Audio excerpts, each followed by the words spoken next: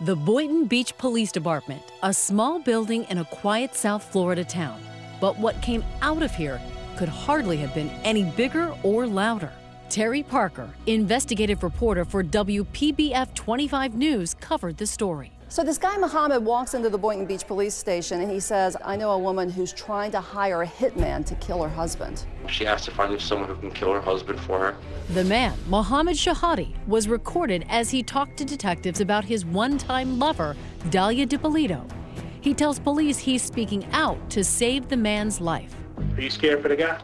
Yes, because she's really, dead serious on getting this done.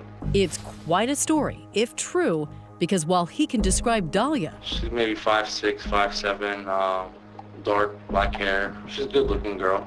Really good-looking girl, actually. He can't even tell cops her last name or her address. Well, at the time, we didn't know what to believe. We were kind of, weren't sure what we had. They had the reservations. They had to say, let's see some proof. To get proof, the cops make Muhammad a confidential informant. He arranges to meet Dalia at this gas station. Cops are staked out as their mystery woman arrives. And she actually stepped out of the car. We were surprised because she didn't look like the type. She didn't look like a killer, but Detective Alex Moreno says she's about to show her true colors. Hey, what's up? She gets into Muhammad's silver Lexus.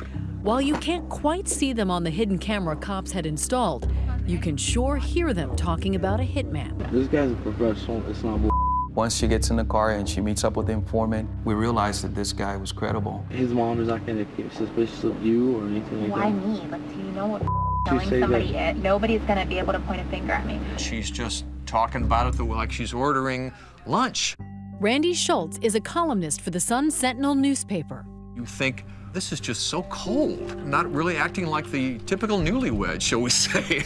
Muhammad tells Dalia the hitman wants $1,200 to buy a gun. She comes prepared. She has a wad of cash in her bag and counts it out and hands it over.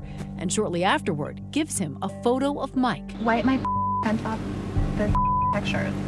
Really? You're going to give him something with fingerprints all over? And at that moment, the detectives realize, we've got her. This is real. She just handed him $1,200 in a picture of the husband that she once murdered.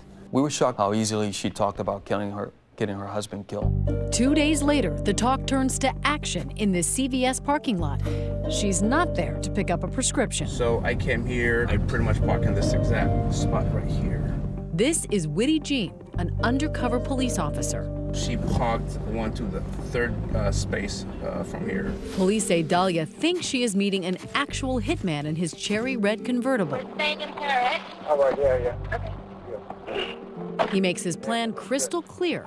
I'm going to tell you how I'm going to do it and when exactly it's going to be done. A burglary gone wrong that leaves Mike dead. Everybody works in the daytime. Right. When he's at work, when he's not at work, then, he gets to it ahead. For the undercover detective, he really wants to nail Dalia. Make sure he's got it on tape and on camera that she is really going to pay him to kill her husband. And he says, are you sure, Dalia? Between now and when it's done, you're not going to have an option to change your mind, even if you change your mind. No, there's no, I'm determined Definitely already. I'm positive, 5,000% sure. There it is. The press would have a field day with this line. Listen again.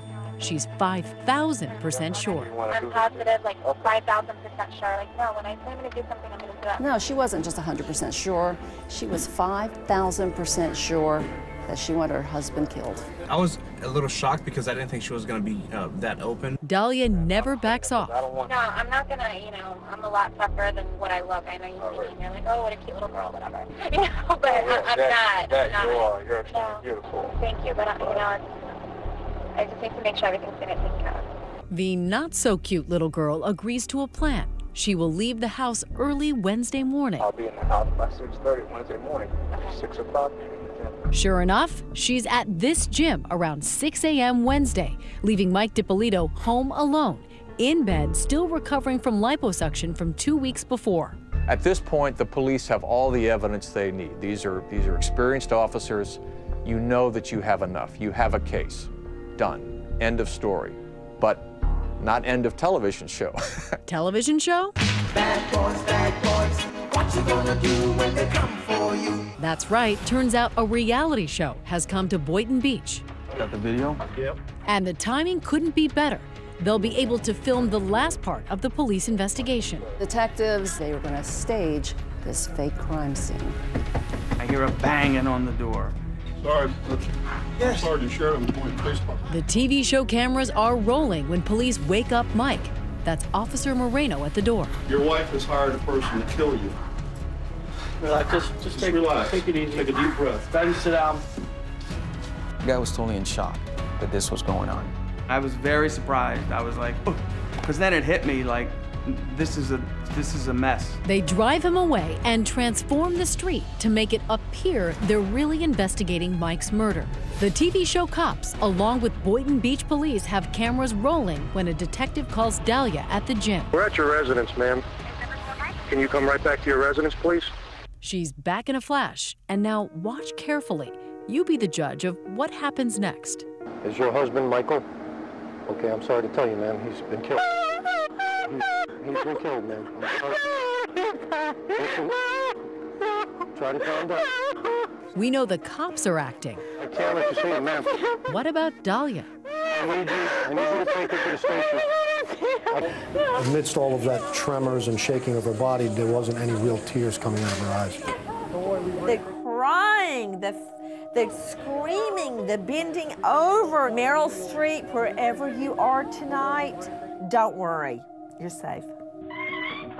They hustled Dahlia off to this interrogation room for questioning. Another recorded moment. Are you sure that you don't know anybody who want to kill your husband? You wouldn't want to kill him, I hope.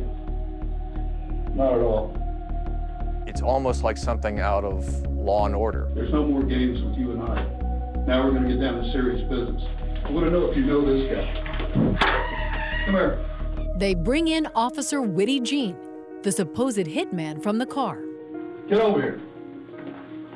You know who this guy is? No. You've never seen him before? I've never seen him before. She just stared at him. She said she didn't know him. And then call it a resurrection. Oh my God. He's alive. Police have another surprise for Dahlia DiPolito. Here, please. Come here.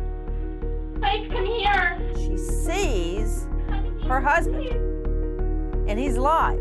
The show Cops captures this moment as well. Come here, please. Come here.